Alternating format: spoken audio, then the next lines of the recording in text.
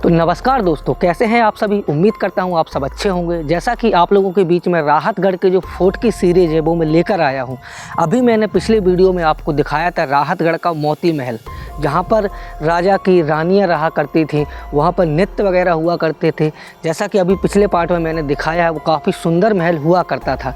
जो यहाँ पर राजा हुआ करते थे, मोस्टली यहाँ पर गौड़ शासक जो हुआ करते थे, उन्होंने यहाँ पर राज्य शासन किया है। लेकिन यहाँ पर शासन तो कई राजाओं ने किया, सबका उल्लेख यहाँ पर हमें मिलता है। अंग्रेज़ों ने भी शासन किया। अंग्रेज़ों की जो 1857 की क्रांति है, उसका जीता जागता उदाहरण है यह जो यहाँ का महल और यहाँ के जो दुर्ग बने हुए हैं। 1857 की क्रांति का भी यहाँ पर उल्लेख मिलता है। यहाँ पर एक तालाब बना हुआ है जो कि काफ़ी विशालकाय, पहाड़ को काट करके उसका निर्माण किया गया है। उसमें एक ऐसी सुरंग बनाई गई है जो कि यहाँ राहतगढ़ से बाहर निकलने के लिए वहाँ से रास्ता जाता है। उसका किस्सा भी अभी मैं आपको दिखाऊँगा, वो वीडियो बना करके पूरा उसका डिटेल्स भी बताऊँगा।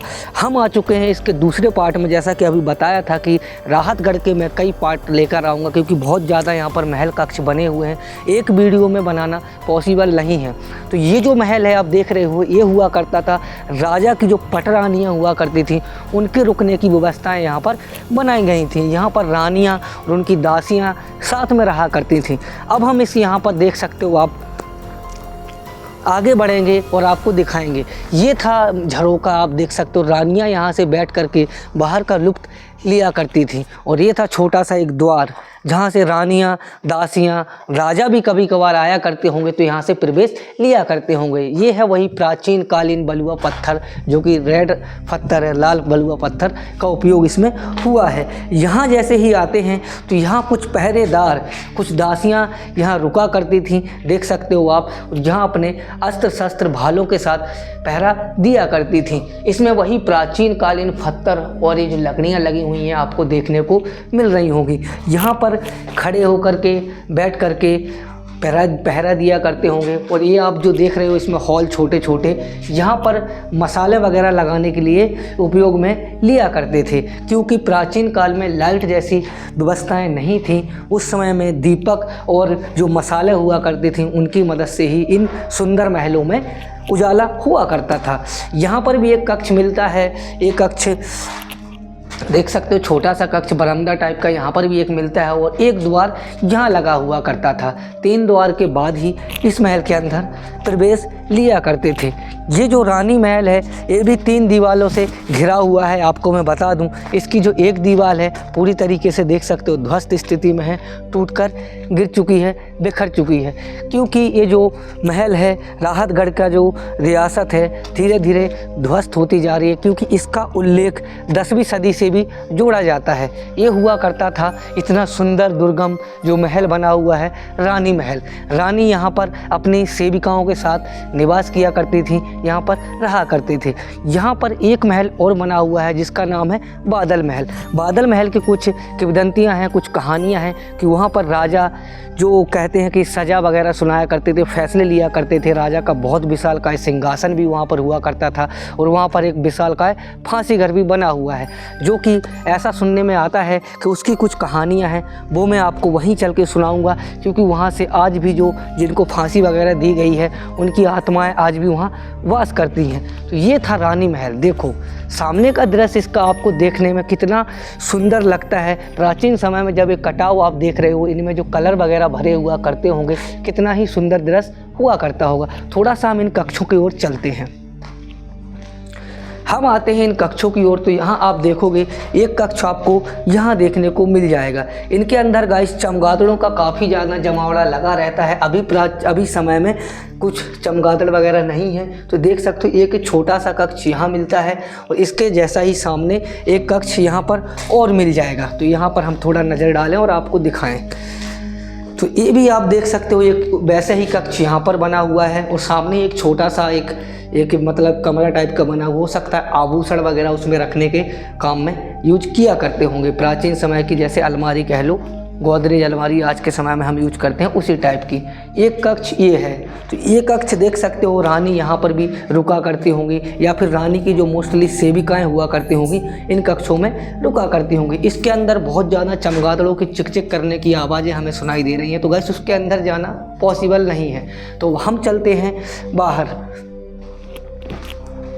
तो यहाँ से आ जाते हैं बाहर, आइए और दिखाते हैं एक और आपको नज़ारा यहाँ का। तो यहाँ जैसे ही हम लोग आते हैं तो यहाँ एक हमें बाराद्वारी मिलती है। जैसे कि रानियाँ कभी कोई नृत्य वगैरह का प्रोग्राम मोस्टली रखा करती होंगी, जब राजा को यहाँ बुलाया करती होंगी, कुछ यहाँ पर महफिलें लगती होंगी, तो रानी यहाँ बैठ के अपना जो यहाँ का नृत्य वगैरह हुआ करता होगा यहाँ पर देखा करती होंगी। यहाँ वो पर्दे वगैरह टांगने के सिस्टम बनाए जाते थे, रानियों के सिंहासन जो हुआ करते थे वो यहाँ पर हुआ करते होंगे। काफ़ी लंबा बाराद्वारी है, देख सकते हो। यहाँ पर उत्तम व्यवस्थाएँ बैठने की हुआ करती होंगी। इसकी छत की बात करें तो काफ़ी सुंदर अभी भी इसकी छतें हमें देखने को मिलती हैं। जब ये अपने परचम पर होगा रानी महल तो काफ़ी सुंदर हुआ करता होगा। अब हम थोड़ा सा और आगे चलें तो इसकी खूबसूरती में और ज़्यादा निखार आता जा रहा है जैसे जैसे हम आगे बढ़ते जा रहे हैं। तो गाइस, इनकी छतों को आप देख करके महसूस कर सकते हो कभी भी समय में ये छतें गिर सकती हैं और बहुत ज़्यादा रिस्क है। और यहाँ पर अभी देखो तो आप इसके महराव, कितने सुंदर महराव हैं गाइस, देख सकते हो। ये जो कटाव आप देख रहे हो लाल बलुआ पत्थर में, क्या ही गौड़ शासक की जो लिपि है वो कितनी सुंदर तरीके से यहाँ पर देखने में लगती है। ये पिलर देखो, लाल बलुआ पत्थर को बिल्कुल काट करके कितने सुंदर पिलर इसको बनाए हैं। और एक कक्ष यहाँ बना हुआ है, तो आइए इस कक्ष को और दिखाते हैं। ये कक्ष पूरा अंधेरा सा है। इस कक्ष के अंदर देख सकते हो वही प्राचीन छत, वही कक्ष, वो आले बने हुए हैं और इसके अंदर मसाले वगैरह जलाने की व्यवस्थाएं भी मिल जाती हैं।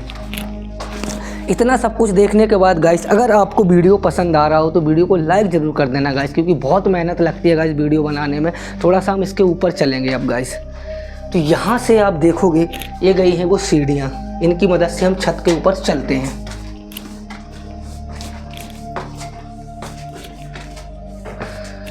ये देख सकते हो आप, इसकी छत अभी भी बिल्कुल वो सागौन की जो लकड़ी है 300 से 500 वर्ष पुरानी, अभी भी देखने में काफ़ी सुंदर लगती है। और यहाँ से अब हम आ चुके हैं यहाँ। देखो, जब रानी वगैरह यहाँ बैठा करती होंगी उस समय पर पर्दों की व्यवस्थाएं हुआ करती होंगी और कितने सुंदर फूल चित्रकला यहाँ पर देखने में लगती है, देख सकते हो गाइस, काफ़ी सुंदर है। और यहाँ पे जो छत हुआ करती होगी वो आज के समय में ध्वस्त हो गई है और कुछ कक्ष यहाँ पर भी हैं, कुछ कक्ष सामने भी हैं। तो यहाँ पर मैं आपको दिखा दूँ, एक कक्ष ये था जो आज के समय में भाई साहब देख सकते हो आप लोग पूरा ध्वस्त है।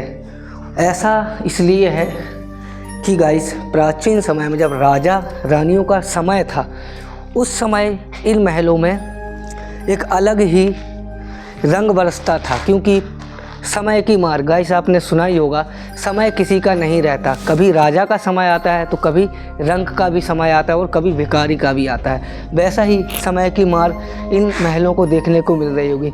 कभी क्या राजा या रानियों ने सोचा होगा कि इनकी इतनी दुर्दशा हो जाएगी, ये ऐसी स्थिति में होंगे कि कभी भी गिरने की कगार पर हो जाएंगे। आज के समय में हम अपना घर भी बनाते हैं तो उसको यही सोच के बनाते हैं कि हमारा घर बन चुका है, अब हम इसमें अपनी ज़िंदगी आराम से व्यतीत कर सकते हैं। राजा रानियों ने भी यही सोचा होगा, लेकिन आज इनकी स्थिति आप देखोगे तो जगह जगह टूट फूट, कोई हिस्सा है कोई टूट के ढह गया। जैसे इस दीवार को ही देख लो, कभी समय में काफ़ी विशाल दीवार हुआ करती होगी, आज स्थिति इसकी ऐसी है कि ज़मींदोज हो चुकी है। ये इसकी कलाकृतियाँ देखो, जब जो बनाने वाला होगा उसने कितनी मेहनत से इनमें ये कलाकृतियाँ, सुंदरता इसमें निकाली होगी। ये मेहराव को काट काट करके कितने सुंदर तरीके से बनाए होंगे।